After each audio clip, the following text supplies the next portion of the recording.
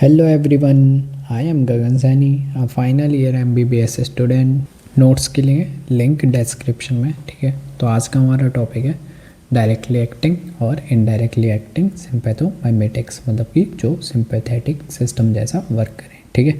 Directly acting में सबसे पहले आता है हमारा एड्रेनालिन, जो कि जितने भी इसके रिसेप्टर हैं ना, ये सब पे काम करता है। अल्फ़ा 1, अल्फ़ा 2, बीटा 1, बीटा 2 और बीटा 3। ये आता कहाँ से? एड्रिनल मेड्यूला से। और है क्या? एक कैटाकोलामाइन, मतलब इसमें कैटाकोल न्यूक्लियस प्रेजेंट होता है, ठीक है।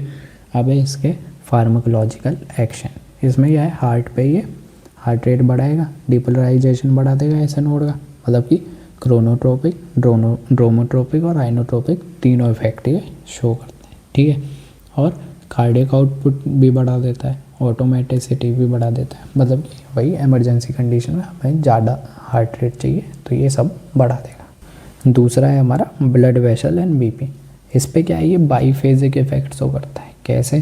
कि भाई हमें पता है अल्फ़ा 2 जो है हमारा, वो क्या कराता है? वेसो कॉन्स्ट्रिक्शन, जिसकी वजह से बीपी हमारा बढ़ता है। लेकिन वही हमारा बीटा 2 क्या कराता है? वेजोडाइलेटेशन, तो ये क्या करेगा? बीपी को कम करेगा। और एड्रेनालिन जो है वो हमारा अल्फ़ा पे भी वर्क कर रहा है और बीटा पे भी वर्क कर रहा है, ठीक है। तो इसकी वजह से क्या होता है? इनिशियल राइज देखने को मिलता है और followed by fall in BP, ठीक है। अब इसमें एक और ये देखने को मिलता है हमें, जिसे हम बोलते हैं वेजोमोटर रिवर्सल ऑफ टेल। इसमें क्या है कि हमने किसी को पहले एड्रेनालिन दिया तो पहले हमें इनिशियल राइज इन बीपी मिला, दूसरा फॉल इन बीपी मिला।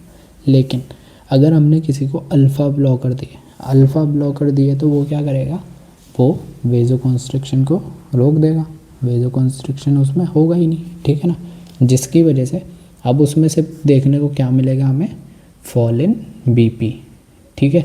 इसको बोलते हैं हम बाईफेजिक इफेक्ट या डेल वेजोमोटर रिवर्सल, ठीक है। इसके बाद हमें देखना है इसका रेस्पिरेटरी सिस्टम पे फंक्शन।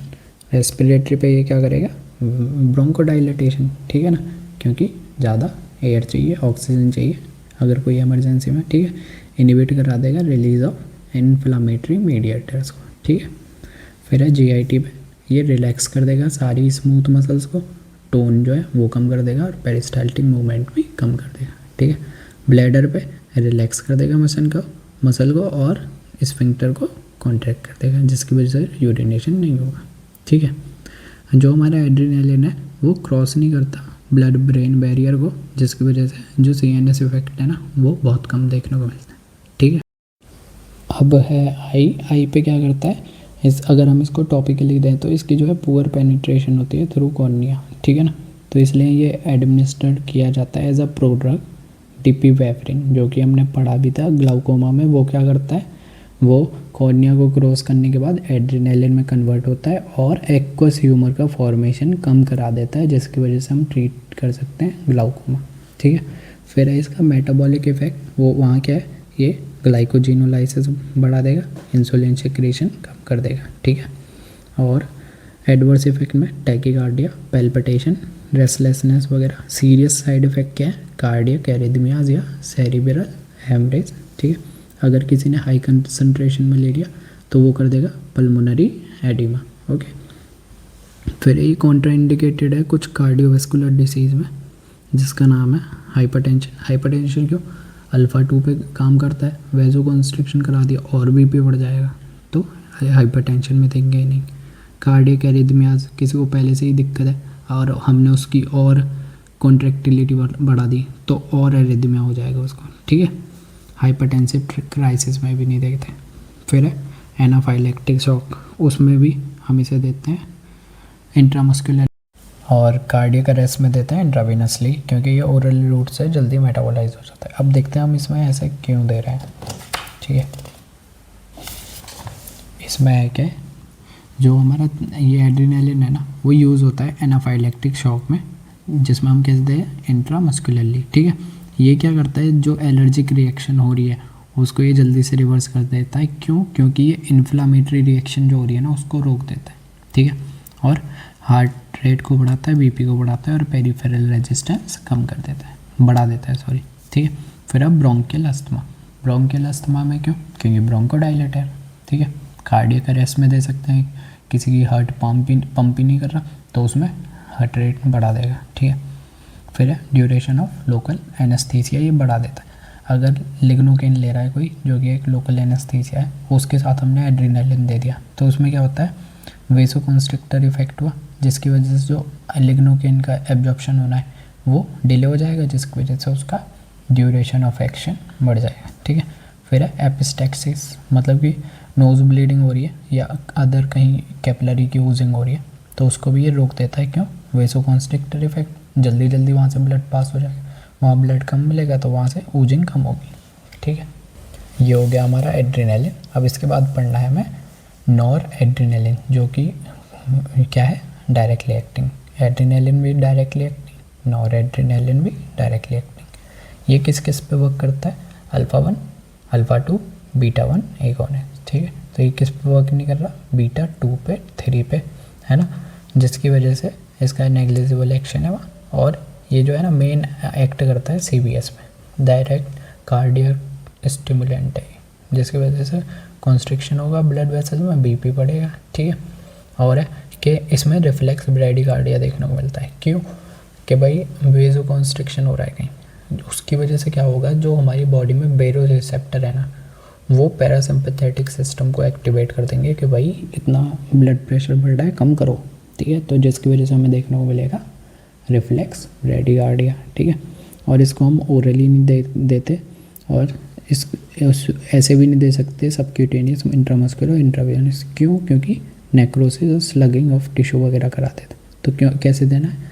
इन्फ्यूज़न करना है इसका, IV इन्फ्यूज़न, ओके। फिर है आइसोप्रिनेलिन। आइसोप्रिनेलिन कहाँ कहाँ एक्ट करता है? Beta 1, beta 2, beta 3। तो इसका एक्शन कहाँ नहीं है? अल्फ़ा पे, ठीक है। अल्फ़ा पे नहीं है तो वहाँ ये क्या नहीं करा सकता? वेजो कॉन्स्ट्रिक्शन, ठीक है। ये पावरफुल कार्डियक स्टिमुलेंट है, वही CID करा देगा, क्रोनोट्रोपिक, आइनोट्रोपिक, ड्रोनोट्रोपिक, ठीक है।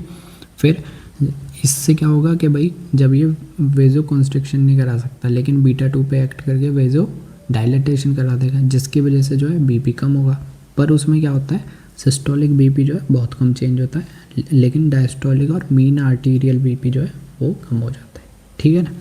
फिर है डायलेट कर दिया ब्लड वेसल को, रीनल, मेजेंट्री और स्केलेटल मसल को, ठीक है। ये यूज़ किया जाता है to increase heart rate in heart block, okay. अब है हमारा चौथा ड्रग जो कि है डायरेक्टली एक्टिंग, उसका नाम है डोब्यूटामाइन, जो कि क्या है, एक सेलेक्टिव बीटा 2 एगोनिस्ट, ठीक है। मेनली एक इस पे एक्ट करेगा बीटा 2 पे, पर और कहाँ कहाँ एक्ट करता है? बीटा 1, बीटा 2 और अल्फ़ा 1, ओके। तो इसमें क्या है कि पोटेंट आइनोट्रोपिक है, कॉन्ट्रैक्टिलिटी भी बढ़ाएगा, हार्ट रेट भी बढ़ाएगा, ठीक है। पेरिफेरल रेजिस्टेंट इतना नहीं बढ़ पाता, क्यों? क्योंकि इसमें वेजो कंस्ट्रक्शन जो है वो बैलेंस हो जाता है वेजो डायलेटेशन से, ठीक है। और IV इन्फ्यूज़न करते हैं in patient with acute heart failure, okay. अब ये हो गया हमारे डायरेक्टली एक्टिंग, ठीक है ना। अब इसमें एक और है हमारा last, beta adrenergic agonist, beta 2 adrenergic, जो कि क्या करेंगे, और जिसमें क्या क्या आ रहे हैं हमारे, साल्ब्यूटामॉल, टर्ब्यूटालाइन और सालमेट्रोल, ठीक है। यूज़ होंगे किसमें? ब्रोंकियल अस्थमा में। क्यों? क्योंकि ब्रोंकोडाइलेटर है, ठीक है। एक्शन है ब्रोंकोडाइलेटेशन, रिलैक्सेशन, ठीक है ना, और ग्लाइकोजिनोलाइसिस बढ़ा देते हैं। फिर है थेराप्यूटिक यूज़। थेराप्यूटिक यूज़ है इसका ब्रोंकियल अस्थमा में। क्यों? वेजोडाइलेटेशन भी करा रहे हैं और ब्रोंकोडाइलेटेशन भी करा रहे हैं। प्री मैच्योर लेबर से बचाते हैं, ये रिलैक्स कर देते हैं यूट्रस को, तो उसकी कॉन्ट्रैक्शन जो हो रहे हैं वो कम हो जाते हैं, जिसकी वजह से प्री मैच्योर डिलीवरी रुक जाती है, ठीक है। फिर है hyper kalaemia, Uptake of potassium ion कराते हैं तो जिसकी वजह से कैलीमिया कम हो जाता है। फिर है इसके एडवर्स इफेक्ट। एडवर्स इफेक्ट में इसके कि भाई जो ट्रीमर्स हैं वो हो सकते हैं, टॉलरेंस डेवलप हो जाती है अगर इसे हम बार बार देते हैं तो। फिर है हाइपरग्लाइसीमिया हो सकता है डायबिटिक पेशेंट में, ओके। और हाइपोकैलीमिया हो सकता है कि भाई इसने ज़्यादा पोटेशियम शिफ्ट कर दिए तो। अब इसके बाद आता है हमारा इनडायरेक्ट। अभी तक देखे हमने डायरेक्टली एक्टिंग, अब देखना है इनडायरेक्टली एक्टिंग, ठीक है। ये क्या करते हैं, ये नॉरएड्रेनालिन का रिलीज बढ़ा देते हैं एक नर्व पे, ठीक है। इसमें आते हैं एम्फेटामाइन और मेथाम्फेटामाइन, ठीक है। पोटेंट CNS स्टिमुलेंट है ये, तो इसका एक्शन कहाँ होगा, CNS पे क्या है, अगर थेरापेटिक डोज में दिया तो ये यूफोरिया, इंसोम्निया, अलर्टनेस कर सकते हैं, और कोई लंबे टाइम से इन्हें यूज़ करता है तो उसमें फटीग और डिप्रेशन हो सकता है। ठीक है, फिर इसका एडवर्स इफेक्ट क्या है, CNS पे तो वही इंसोम्निया करा रहा है, ठीक है, रेस्टलेसनेस कॉज कर सकता है और सुसाइडल टेंडेंसीज बढ़ा देता है इंसान में।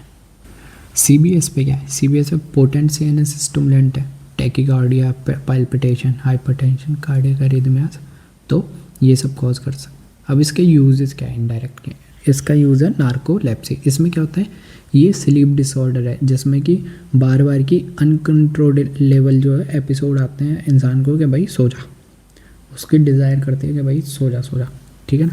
फिर है एनोरेक्सिया, ये क्या करता है, ये रिड्यूस करते हैं body weight by suppressing hypothalamic feeding centre, ठीक है। तो ये जब सप्रेस कर देंगे तो उसको एनोरेक्सिक बना देंगे कि मतलब उसका खाने का मन नहीं करेगा, ठीक है। फिर तीसरा है attention deficit hyper activity disorder, उसमें भी ये मदद करते हैं। क्यों, क्योंकि ये अलर्टनेस को जो है ना वो कर रहे हैं इंड्यूस। Okay, thank you.